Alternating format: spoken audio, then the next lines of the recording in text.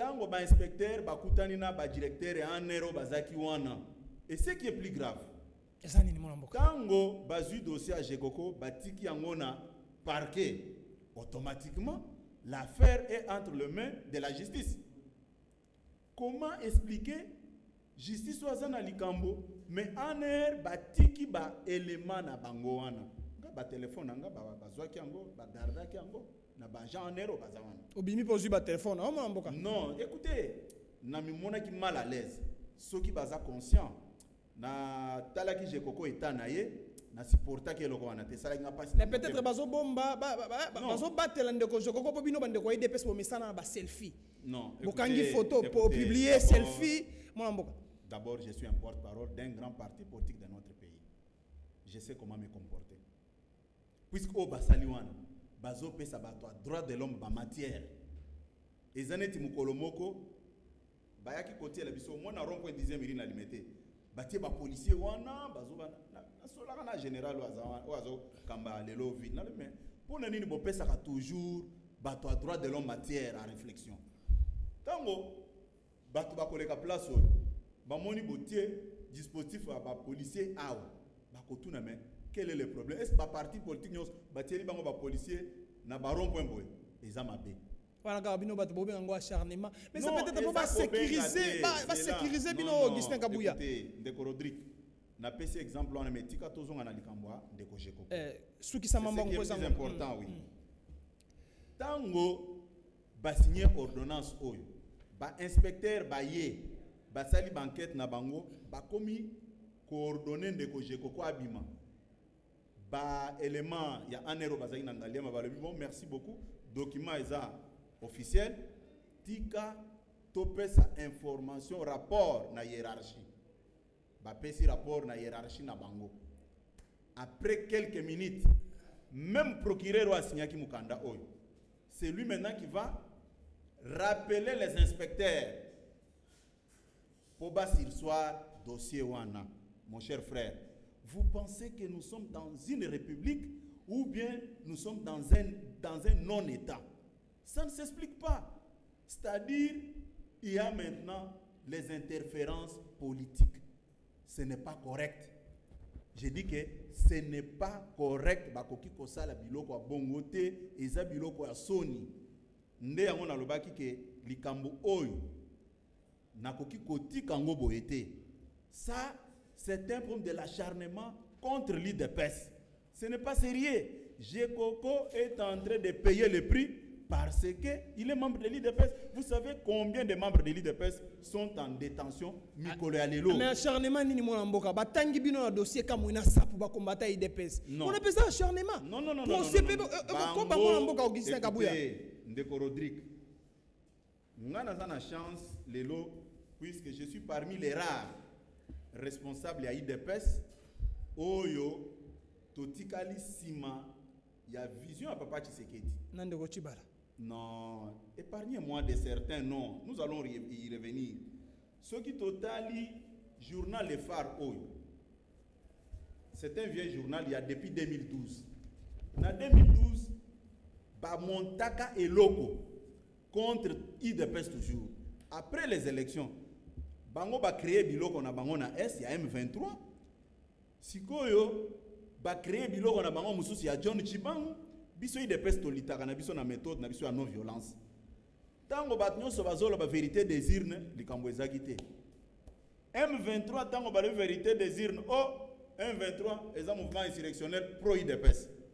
Ils vont monter une histoire ce qui otangi donc dans le journal oyo ebimaka jeudi le 1er novembre 2012 complot planifié contre Tshisekedi. Voilà na salaka communiqué na salaka mise au point moko boy oyebi nani no balobaki ni na date balobaki eloko ni balobi M23 est comme mouvement pro IDPS John Chibangu mouvement pro IDPS jusque même à citer les noms d'un des fils du président Tshisekedi na telemelaka bango na eloko na bisaka bango que vous ne pouvez pas nous voler notre victoire après commencer à monter des histoires de gauche à droite et plus grave Bakenda na bango inde avec leur fameux colonel là de John Chibangu. moi je vous dis que ce ne sont que des montages. Bakenda avec leur tout-puissant gouverneur Ngoï Kassange. Batia Batu. Ba militaire, ba siéja village à président Tshisekedi. Ba jeune gens nyon sokokanga. Ono baza bato mouvement John Chibango. Ndango na zolo ba acharnement na bango e bandi na makambo aka mwena sapute. Acharnement na bango ezaka moment nyonso. Ils sont là, ils rêvent que comment faire du mal à l'IDPS.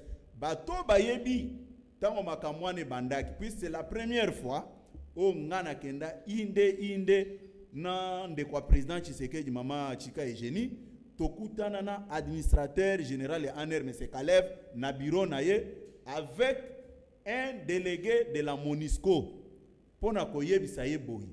En tout cas makambo sali eleki ebele botika bato akabeyaka mwanga calmement. Yo somona bazo sala rébellion na savane. Pas même dans une forêt, mais dans la savane. Puisque ceux qui ont allé côté à Mbujima, c'est la savane. Batongo bakobomba na wapi. Et puis, basala ba scénario na bangwana jusqu'au jour d'aujourd'hui. To perda batu, bakanga batu, baboma batu, na faux procès, faux dossier, ya John Chibango. Ceux qui n'a sali mise au point oyo, et ça pour rappeler l'histoire. Oya acharnement bandeko oyo bazanango sur l'IDPS baza ko attaquer IDPS sur tous les fronts. Or l'IDPS eza likambo ya nzambe eza likambo ya muto mokili o te puisque ce que za likambo bato mokili balinga bana yantir IDPS depuis Mobutu. Lelo makambo lobi akamwenansa ndeko Rodrigue le 17 mai baza ko créer loko bango moko. Oh, babouki prison, oh, basali boye.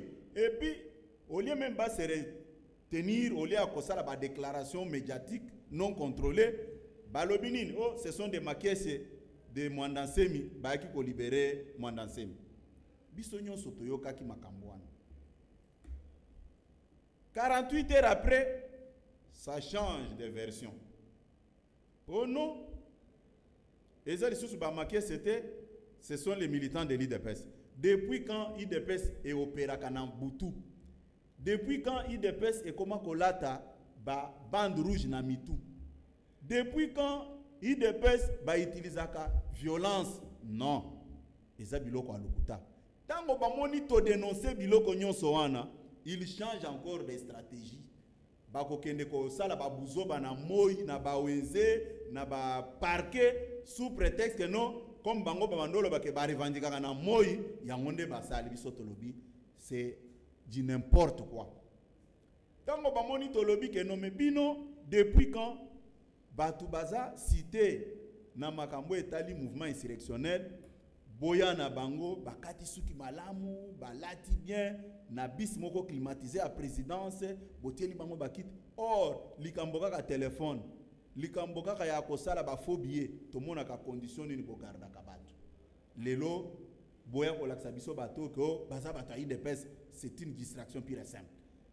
Yango monaki biloko nyonso wana ndenge bazokende na biloko ya ndolo wana procès c'est salamana bango ba condamnation, ça ce n'est qu'une mascarade pour mon place bango bazanga ki mayele au lieu bati quand même biloko bango continuer balobi banda lelo presse nyonso botia makolo wate il n'y a que la RTNC qui ne sait pas que la RTNC est au service du régime en place.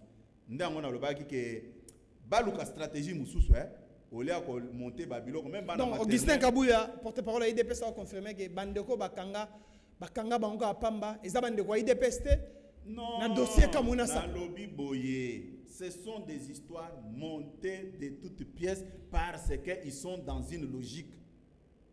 Souci na bango balingi ko effacer IDPS na scène politique ya mboka na biso. C'est ça leur démarche. Ezelo ko mususu te bakangi ba combattants ebele ya IDPS. Na lobby bakangi ba combattants ebele les innocents. Après qu'on torturer bango ba mususu basala ba ave auto ebi eloko bo. Moi je vais vous dire une chose. Tala awa oza répertoire ya ba parti politique o ya mboka na biso. Répertoire oyo eza ministère de l'intérieur. Ce qui est allé ebima le 11 mars 2015. Mais, Ndeko Rodrigue, ce qui est allé na page, voilà, ce qui est allé, voilà, page 26. Page 26, ni nezanakati. Numéro 424, na numéro 425. Pour mon andenge bazanga soni. Ba enregistra ba IDPS mi balé. IDPS qui basa ezana 424, numéro 424, IDP Tshisekedi, numéro 425. Bango bakanse ke bazo sala biso mabe, à chaque chose le malheur est bon. Puisque lelo biso toko numéro comme soute puisque le nom Tshisekedi là. Ezo sala biso ba favori pour na ndenge peuple congolais apporta Tshisekedi na motema. Ka cela ne tienne batika babiloko nyonso ba logo toza biloko nyonso ndenge moko, drapeau ndenge moko. Or, la loi sur le fonctionnement des partis politiques, eza kopeksa bango biloko wana. Mais, comme ils sont dans une logique, batiki na biloko wana. Et puis, otuna kinga likambo, pour moi, comment est-ce que bande kona biswana, baza toujours ko sambrier. Totindi ki bango basala mabe. Omona ki tokende ki dernièrement na tribunal de grande instance ya matete. Non, c'était intentionnel. Tolinga ki tokoma na bango place wana.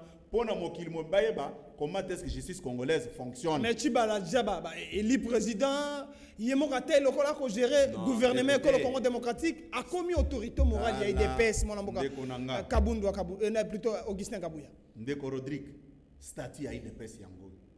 Ceux qui ont tenu Chibala, biloko nyonso asala ki kuna na 13e mairie. Il n'y a aucune disposition statutaire où il y a se référer nango. Ezate. Il est conscient de ce que je vous dis. Quand je vous parle de l'acharnement, statut nabiso yangoyo. Et lobby nino Augustin Kabouya. Article 26, il y a statut nabiso. Et lobby boye. Nani a engagé parti, en absence il y a parti, il y a président. Même moi, même toi, sali droite, azana posa ba expliquer. C'était écrit en grand caractère. Article 27 lobby, intérim du président. Balobité que non, vous allez vous réunir, faire des conciliabules. Non, l'article 26 est clair. Article 26 est lobby que ce qui président a zaté. Pour comprendre cet article, il ne faut plus être seulement juriste. Hein? Yo au sala droite. Yo éviter que Kobomo Moutou ezamabe. Pona Koboya Kobomo Moutou non. Il faut que la matière wana na ba juriste ndé ba yebi que koboma mutu c'est une infraction. Non, mutu nyonso yebi que soki o bomi moninga bakokanga yo.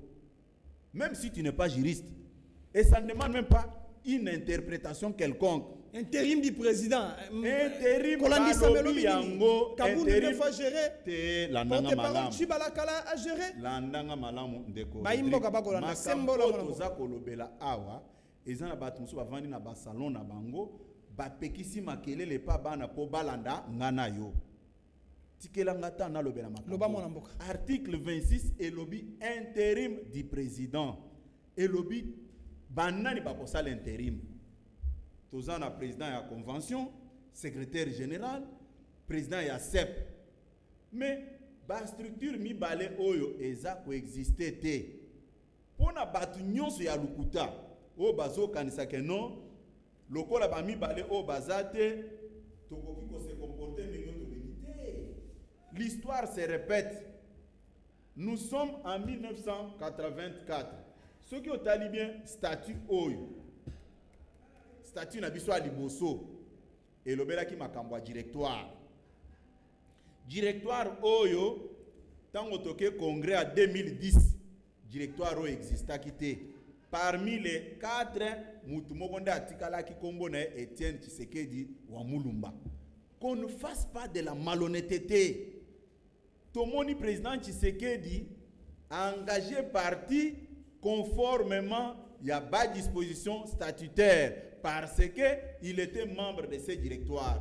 C'est la même chose avec les dossiers qui se déroulent maintenant au sein de l'IDPS avec l'actuel secrétaire général, M. Jean-Marc Kabound. C'est la seule personne habilitée à engager IDPS au stade actuel. Tala Bandeko, ndenge bato lopoto balobaka ke il n'y a pas un crime parfait. Totindiki bango bosala buzoba population bayeba ke batu ya majorité nde batie bino na musala lelo. Puisque biloko nyonso bazo sala pa Tshibala eza nako féliciter ye puisque aza ko sala musalo ba nomelaki ye malamu ya koya ko boma UDPS. Tala buzoba bazo sala mususu. Biso tolobi to saisir notaire pour légaliser ba mikanda na ya mabewana te. To saisir notaire le 18. Bango batika ki mikanda na bango le 16. Le 16 wana notaire azaki na bureau te. Tango notaire aye le 18, notaire aye le 18 akuti mikanda ya Bruno Tshibala o baye kotika na baninga na ye. Notaire akomi mukanda na ye. Akomeli secrétaire général ya ministère de l'Intérieur. Oa géraka ba dossier ba parti politique. Po botala comment est-ce que batu bazako kobimisa buzoba na bango libanda. Akomeli le 18. Mukanda na azo informé que baye kotikele ba mikanda po notifier notari yango. Ozolan akomi le 18. Tango atindi mukanda le 18, mokonzi na ye secrétaire général aza ko répondre mukolonini le 22. Réponse ne yango. Azo répondre que non pona nga na moni mabete okoki ko notarier mikanda wana. Eza biloko asoni na. Suki sato kuma na justice amboko. Siko notaire pe na tour na ye. Notaire na tour na ye azo ya ko notarier mikanda wana. Tala ya ko maki le 18. Ba répondre le 22. Non, yes pas azo ya ko notarier le 16. Les 16 mukolo ya zaki même na bureau te. Est-ce que vous trouvez ça normal? Hein?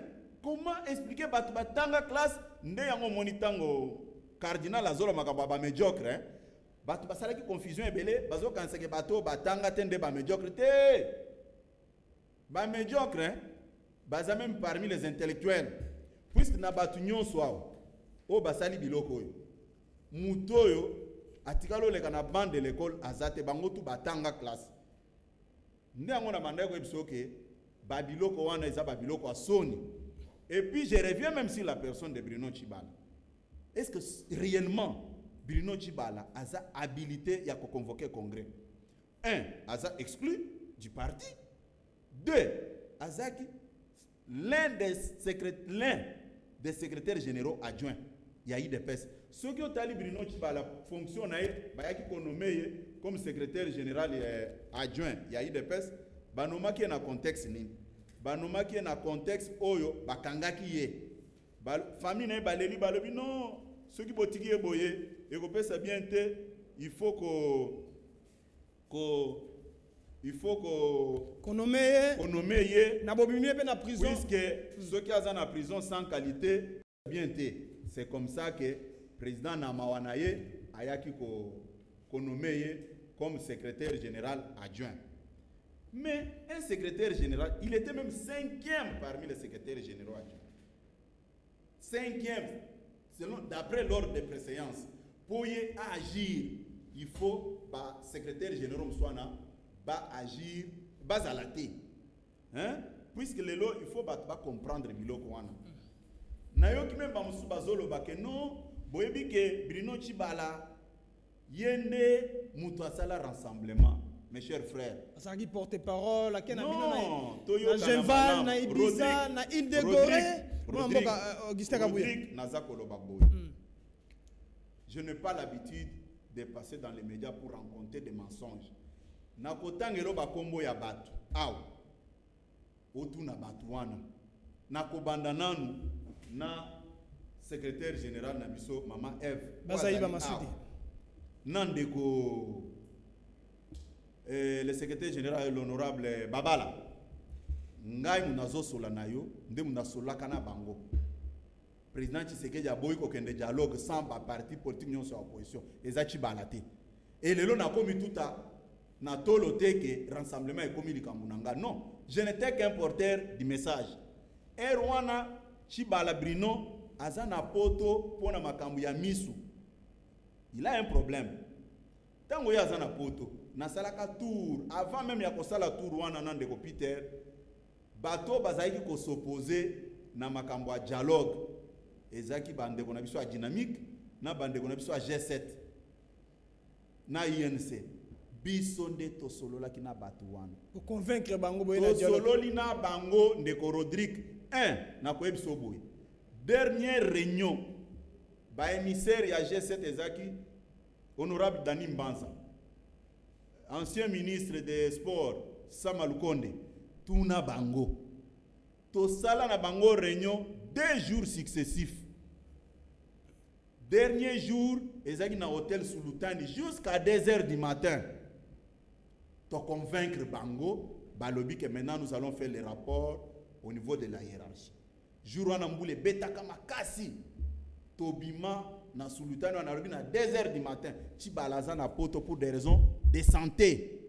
C'est comme ça que le 18 mai 2016, président Tshisekedi va formaliser notre mandat avec un document. Otozaki désigné comme les émissaires Yakosolana ba parti politique nyonso. Après Ayekotinda hors d'émission na invitation pour nazo vol na kende poto.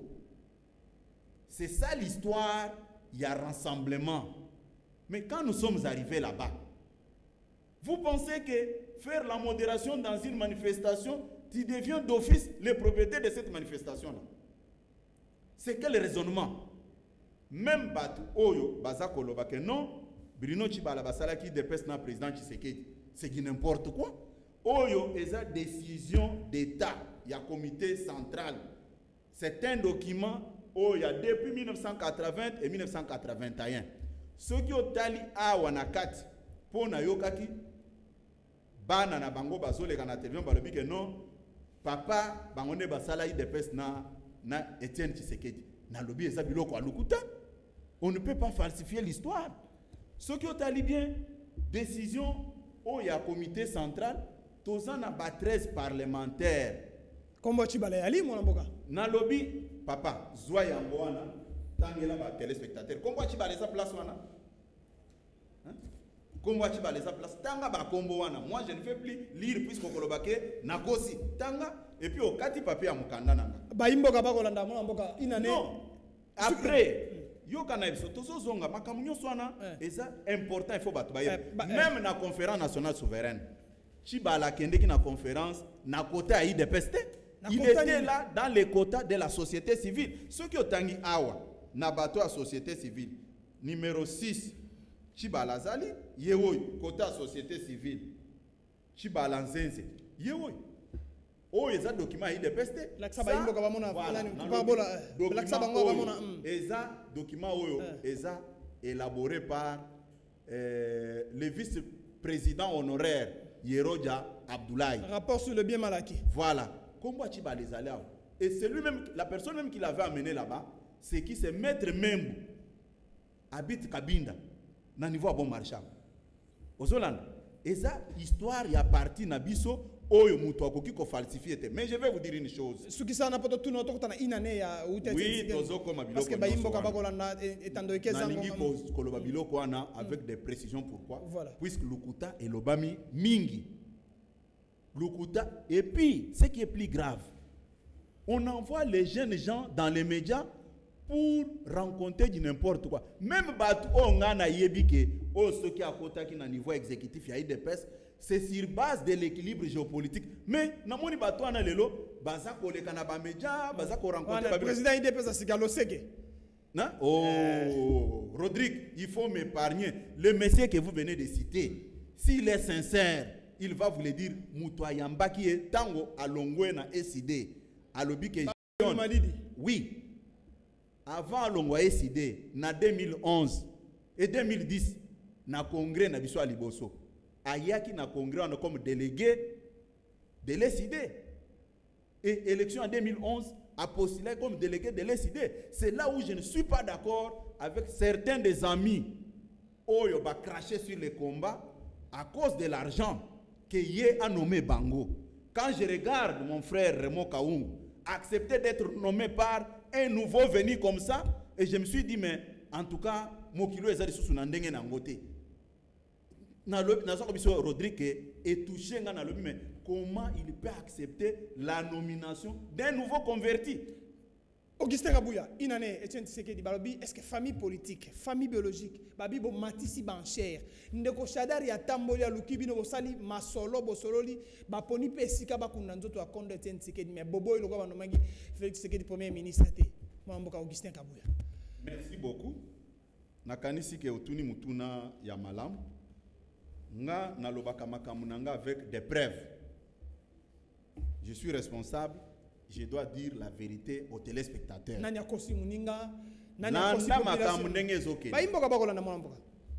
2 et le 1er février, Liwa est frappé na porte na biso IDPS. Mokonzi na biso accueilli. To préférer que ya bongote. Na ndenge na biso to fonctionnaka. Directement, to saisir les présidents de la République. Officiellement, par la voix de son directeur de cabinet. Voilà. En dehors, il y a un appel privé, il y a un ministre, ce n'est pas important, il y a un chef hiérarchique. Les deux, et le même jour, hiérarchie à parti, baza construire comme porte-parole à parti, n'a annoncé officiellement à la face du monde que le président Nabiso Sadini a Koufi. Ce que n'a pas site nyonso, n'a pas presse écrite, au moins a communiqué n'angawan, on a informé l'opinion que le président Nabiso a Koufi. Mais je suis un officier, je suis là, bouche autorisée du parti, Nalobela ki makamwana, c'était une façon il y a qu'à mettre fin à l'ukuta ou ekoya mikolo kolanda. Les deux, tous en permanence à parti. Na Tongo, nous sommes retrouvés là, un petit groupe. Ba membre à cabinet, ba membre à structure na biso bato exécutif. Cabinet à président. Et na réunion wana, ndeko Félix Azaki na kata réunion wana avec double qualité. Fils biologique du président et secrétaire général adjoint de l'IDPS. Chargé Maïmate Libanda et Mboka IDPS. Extérieur.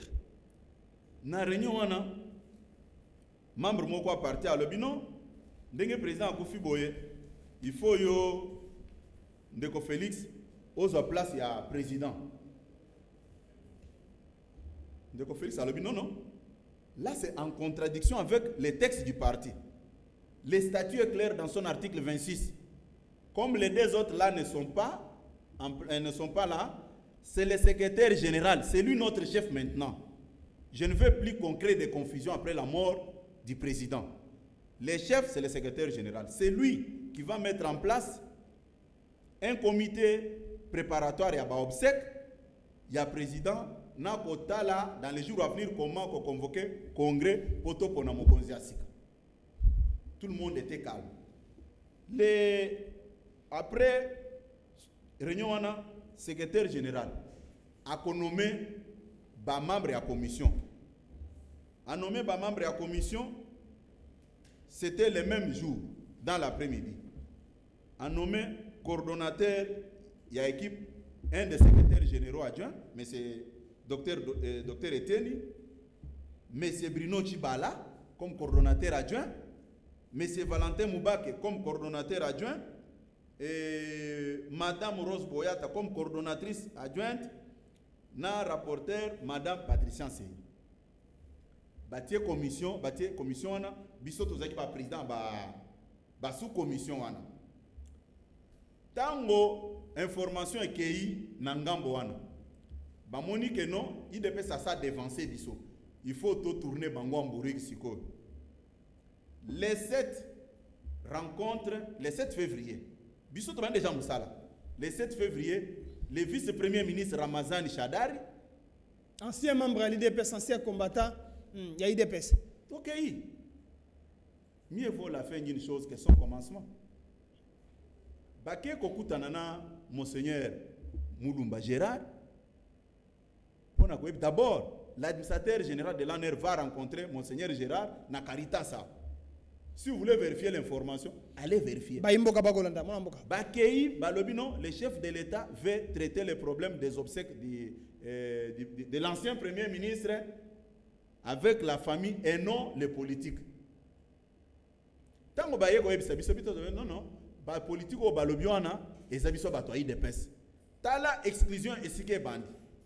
Président Tshisekedi Baïbaki Namboko comme vendeur de l'orte, Baïbaki comme acteur politique. Tout ça, les papa, malgré rencontre wana, tozeli et là comme c'est ça m'a raté. Biso to le bino, si tel est le cas, biso il faut tout annoncer. Makambo ya programme na bino ya obsèque, le 22 avril, tu annoncé devant la presse tant nationale qu'internationale. Na ba chaîne na bango bayaki wana le 22 avril. Ça c'est un exemplaire de notre point de presse de ces jours-là. Tu annonces. Tant que tu annonces, tu suki wana te.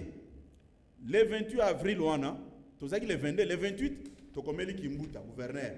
Tu informé que biso to zelaki na obino boyebisaki biso, tu zo préparer et sika to kunda chef na biso. Bobi bo kunde na parti misale bandi déjà. Tango ba moni bongo ye azo répondre biso te. Azo répondre biso te. To komi les 3 mains biso to saisir Monsieur Obé Minago, président de l'Assemblée nationale. Ancien membre de l'IDPS, combattant les sous. To saisir que biso zoto à présent et koya na date boye to ko exposant on a parlé du peuple pour honorer mémoire na. C'est là maintenant que Kimbuta va réagir. Tant qu'on dit que c'est sérieux, les 3, le gouverneur va maintenant nous répondre. Il nous envoie une réponse négative, un refus. Avant il même à se prononcer, yemuto komela ki mukanda to monaki bato parti na bango bazole kana media bazakolo non bako kunde plibisika boete biso to le mais papa biso to komeli Kimbuta te comme membre du PPRD ni encore moins comme membre de la majorité to komeli comme gouverneur de la ville ya Kinshasa mambo comment bokoti na makambo oyo papa ba zwaki réponse à kopesa biso te les 3 et tout ça siko na les 4 mains tango bachi ba la bango tu bakena ba mubake commission esengela ki ba réaménager ngo ba étoffer ngo secrétaire général a étoffé commission ba nommé batu ya sika pona ko combler ba trou wana tango ba yoki le sous que bato e baza ko zonga simate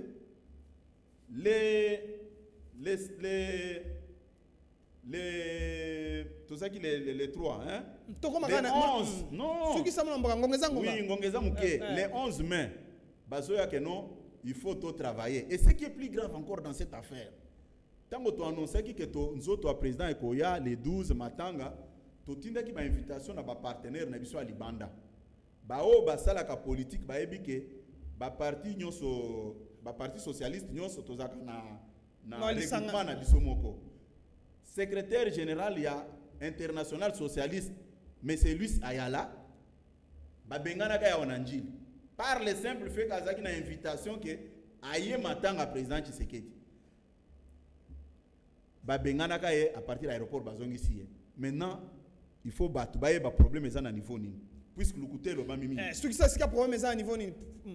Biso to kutani na bango to discuter na bango. To se mettre d'accord si la modalité et la faisabilité ya matanga. 7 points nyonso toyokana ki ezali awa. Toyokani na bango que tout ça la communiqué conjoint ce que tali o isa brillant yani na bango awa pour l'IDPS awa pour la famille biologique ici pour le gouvernement muto aparafa likolo yo eza monsieur Chadari ne muto aparafa likolo ni non mais communiqué lo bakinini communiqué lo bike une commission spéciale puisque babandi koloba dans le cadre de la bonne gouvernance dans le cadre de la bonne organisation des obsèques du défunt Etienne Tshisekedi Wamulumba, Premier ministre honoraire, le gouvernement de la République, la famille biologique de l'Élysée disparue et du parti politique IDPS dont le défunt fut président national, se sont réunis le mardi 23 mai sous la direction du vice-premier ministre, ministre de l'Intérieur et Sécurité, en son cabinet de travail et ont convenu ce qui suit. Toyokanaki na bango. Premier point, une commission spéciale chargée de l'organisation des funérailles est mise en place. Elle est présidée par le vice-premier ministre. Tolobelango, Topespena côté à bateau Bazawana. Nulle part parmi les 7 points. Tobozaki problème. Le blocage est comme à niveau voilà. Ndeko alimbisa puisque bato ebele balandi makambo baza kolobaki de pes ne baza ko conditionner nomination ndeko Félix Tshisekedi comme premier ministre. Papa. Bango baza ko kosa mais baza ko se gêner. Tous les 7 points sont là. Puisque comme le temps nous presse, je pouvais lire tous les 7 points. Voilà. La commission spéciale chargée de l'organisation des funérailles a la responsabilité de la gestion de l'ensemble du programme des obsèques. 3. Le palais du peuple a été retenu comme le lieu d'exposition de la dépouille pour les recueillements ainsi que les hommages officiels et populaires. 4. Un avion spécial sera dépêché à Bruxelles, au Royaume de Belgique, pour ramener à Kinshasa la dépouille et les membres des familles. 5. Les 3 parties ont convenu du lieu où reposera le corps de l'illustre disparu dans la commune de Lancélé. 6. Les 3 parties s'engagent à honorer la mémoire de l'illustre disparu en s'abstenant durant toute la période des obsèques des propos, faits, gestes et actes de nature à perturber l'organisation harmonieuse des funérailles. 7. La commission spéciale chargée de l'organisation des funérailles rendra incessamment public le programme officiel des obsèques de l'illustre fait à Kinshasa le 23 mai 2017. Pour l'IDPS, secrétaire général Jean-Marc Kabunda Kaboun. Pour la famille biologique, Monseigneur Gérard Moulumba. Pour le gouvernement, M. Ramazan Chadad. Chers frères, la Kisanga place au point où ils ont conditionné rapatriement. La population de Aïe, parce que c'est un point. Voilà.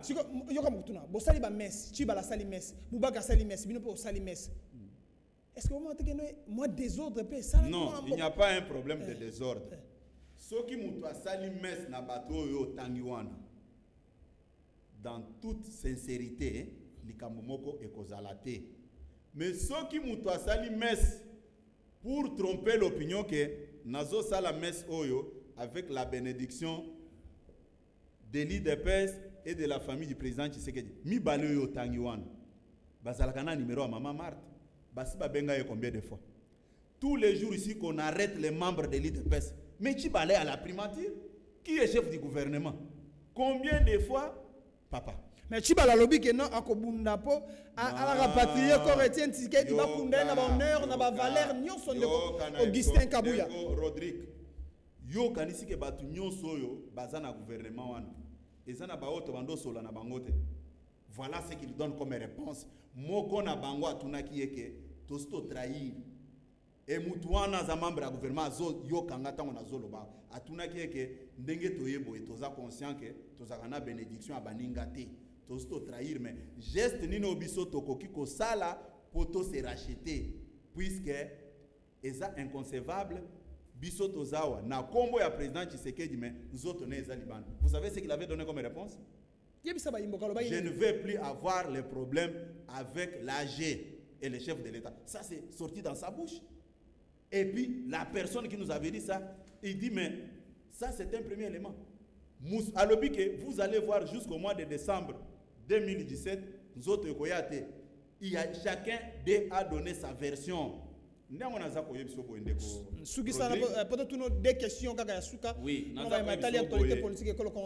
matière est très vaste. Mais faute de temps, ndo moni tolobele ngo voilà. Naza ko ebiso ke ndeko Bruno Tshibala aza mutu ya IDPS. C'est un vieux à moi. Ce qui otuniye ndenge tozaki naye atika lo benganga porte-parole te. Ezaka petit frère. Même ceux qui ont l'équipe à même ligne, même dans niveau parti, mutu akote na équipe ya exécutif, ezanga munazo ebiso. Ezanga ceux qui ont l'équipe vérifier, tuna Albert Moleka. Bruno Tshibala a continué l'exécutif à IDPS le 24 août 2011. Soki otie tembe vérifier na ba nani ba décision sur nomination ya bato IDPS. Tuna ta mama bazayi boaz, azaki secrétaire national na IDPS. Ayebi sosoki bazaki na équipe na Tshibala Bruno. Non, mais contrairement na bamakambo bazako rencontrer na télévision, ezabi loko asoni. Ngana zako yebisa bango boy. Yebisa bango. Ba vanda calme biso to comprenaki bango batala sima bazonga bato te ba vanda na bango to comprenaki que ba supportaki choc te ba supportaki bampiaka te ba ke kuna biso to comprendre mais ba linga te ko énerver biso. Les gens sont morts dans ces pays à partir de makambo yo tozaki ko convoquer ba manifestation et j'étais même surpris ya Kolanda kulutu nanga Joseph Kapika lobi ke aza d'accord te batinda ka batunaliwa mais je me rappelle to bando sene ba communiquer a Madonna zo pesanga ke rendre en public batu ba mebele na balabala, c'est-à-dire il envoyait les gens à la mort. Ce n'est pas correct. Moi mboka Augustin Kabuya to malema masukama solo apoko alelo lelo bineza ki émission spéciale to kotana bozindo retour obsèque Etienne Tshisekedi dossier Jekoko ba combatto ba cité na ma dossier kamona sapu inane Etienne Tshisekedi mais c'est que to tunobe mituna ataba balé na matali actualité politique ko Congo démocratique Augustin Kabuya okotana na liso nini awa gouvernement ko Congo démocratique azui mokano na chibala o abino akala et sengel fermeture ya maison sengel motuna ni boso ngwana parce que na 5 minutes to 7 minutes de kogimbuta lobi motuna mibale babi ndeko Marie Ange Mouchebe kwa ministre ya droits humains azui mokano ya kotia commission balandela bato balengelaki ba marche pacifique bato bakufaki fo ba chabino maboko bacha bata CLC maboko bata CLC bako koma mikanda adresse ebanite numéro téléphonique za ratende ko Augustin Kabuya. Bon na ko biso ke likambo o lobi a fermeture à maison Schengen eza distraction bango moko ba ko lever ozola nanga malamu nana ko biso ke yebisa ba imboka bo solo bosembo peut-être nazo seka point bayebi bato ba kotia bango pression po batikela bango nzela wana ba copine na bango bazaka na bango balinga ko kende poto bana na bango bakendeke poto ngana za ko biso ebi jour bakangaka nini bakataka internet nazo sona collègue pande ko mere okunji non ye azana pouvoir akata internet ya kata kya monde kasa ministre peut-être indiqué na Kabuya ndimate Neko Rodrigue j'ai beaucoup de respect envers mon frère là hein to yebani na très bien tant que na opposition balo condamné au kata internet à côté na pouvoir atika kolata chapeau ezoko kana mutu na ete lui a quel pouvoir de couper l'internet internet bakata kya ngwe pa na ete internet bakata kya ngona ba services spéciaux nde bakata kya ngo hein ozola nanga malamu komi pesa valeur yo ozana ngote bakata ki metango bakata kya ngo nakuta na collègue moko ya université zo bisangage Augustin bakozongi sango ba message yo totindela na kabiso na bango yo kanisi bango bazana azo bisangage zela okomona bakozongi sango puisque ils ont la maison Schengen parce que comme la maison Schengen na lobby que ça va de pair avec les problèmes que je viens d'évoquer des coupures de l'internet. Voilà. Bazana bato bakosala bango ba pression puisque bango bayokela mingi baninga na bango en dehors ya ba famille na bango bazana bato bayokela hein bato wana basenga ka bango tindelanga SMS soki ale mena ko tindelo ni bino bokati internet. Ah, c'est ça bon, sois calme, on va réhabiliter, on va rétablir ça. C'est pour te dire que c'est une distraction et logo à maison Schengen. Quand vous engagez un bras de fer avec quelqu'un, il faut tenir compte de rapport de force. Yo monibiso capacité ni biso tozana ya contenir devant l'Union européenne. Puisque maison Schengen est à Belgique et mon côté, c'est tous les pays, les 18 pays où et Luka qui bâtit administration na bango à la commune na makambo etali visa de bâtir kinini wana. Mais vous savez c'est que ces pays-là représentent sur le plan mondial. C'est une guerre perdue d'avance. Commission d'enquête va donc faire le 31, le 21. Non, écoutez, de bonne foi, bako lukabalak à la face du monde, c'est pour la consommation extérieure. Tant que batu bako faki, baipsaki bino que non, ce sont des terroristes. Et qui avait dit ça? Les porte-parole du gouvernement. Lambert Mende au Malanga. Lambert Mende, ami pesaki, Luxia, Kolobaki, bato bako faki, ezaki, la police est bandée pour chasser les terroristes. Mais coup de théâtre lors des derniers points de presse du président de la République, lui quand même a eu le courage de présenter des condoléances aux familles des victimes. C'est-à-dire il a présenté des condoléances aux familles des terroristes. Comment dans un même État, un porte-parole traite les gens de terroristes, mais le président de la République trouve que c'est normal, normal, il faut te présenter la famille des condoléances. Tu te rappelles aussi comment la même personne avait traité nos amis de Lucha. Mais quand le président de la République a rencontré ces gens-là, à Goma, ce n'était plus encore des terroristes. Je peux vous dire que la commission Balobi bâtie en place c'est une distraction. À cause de la juge est parti parce que manduki bomaki batuan eza ya bango moko. Manduki oye bomaki batuana eza ya bango moko. Ceux qui baza sincère na démarche au bango balobiwan. Batika ba ONG o bisoto yebi bazwa même la voix des sans voix, les amis de Nelson Mandela, Human Watch Watch ya ba américain wana, batie FDH, Akaj ya Georges Kapiamba, bati angonyo so balo bakeno et puis bazala coordonné par division des droits de l'homme de la MONUSCO puisque bako za la juge est parti té. Merci beaucoup mon amboka Augustin Kabuya porte-parole et IDPS yende azalaki mo biangami ya tolo banalelo spécial. Singa to manyola na matale question d'actualité dossier IDPS to manyola ndenge ni Congo ko tambola 30 secondes ba imboka bakolanda oyebisi bango nini est-ce que Congo sengeli mboka elenge apes espoir est-ce que Congo ezali mboko population azana likete lobby masolo ko bongo ma alternance crédible civilisée na Congo démocratique calendrier boboyi bande ya majorité présidentielle ba ko foncer na ba bi que non élection fait salama 30 secondes on voilà bino pe oyebi ke vous avez na part des responsabilités na makamnyo so ezole kana mais kasi yango to sala to ko lobate yango to ko ya bio mboka Augustin Kabuya biso batu ya politique nde toza à la base. Il n'y a pas la volonté politique bato bazo gérer mboka baza na volonté wana te et puis bato ebele bakanisa ke ceux qui ba bengi et pas journaliste akoya akosi na eti akei non au moninga pour donner la crédibilité à tout ce que j'ai parlé ici. Je vous ai amené des documentations ici. Population n'a pas jugé ce Kabuya lobby bien sûr Kabuya kosi non Kabuya banda baye baye. Ba imboka ba kolanda tout ce qui. Na ebiso wakake potala. Tozana mboko tozana loi sur le fonctionnement des partis politiques. Otali répertoire dans un même ministère, une même république, des partis politiques identiques, même logo, même drapeau tout et vous trouvez ça normal. Merci. Yango na lobby ke ba dirigeant actuel après vie politique bakoki kosala makamusus bakanisa teke bakozala éternel batika ko contraindre nzoto ya papa Tshisekedi libanda mboka ça ternit l'image de notre pays. Nous sommes en train de discuter au niveau du parti cette fois-ci tokokende kokutana nande ko Shadari avec la presse pour toyeba makamongo eza bloqué na niveau ni. Merci Nabila Masogeli lelo libaku kimi encore na mbota mabini bo sepel merci mingi.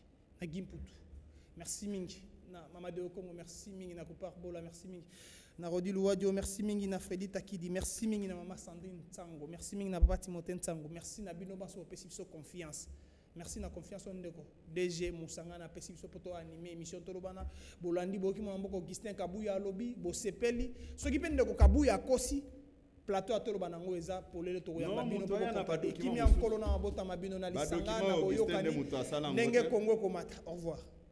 Au revoir.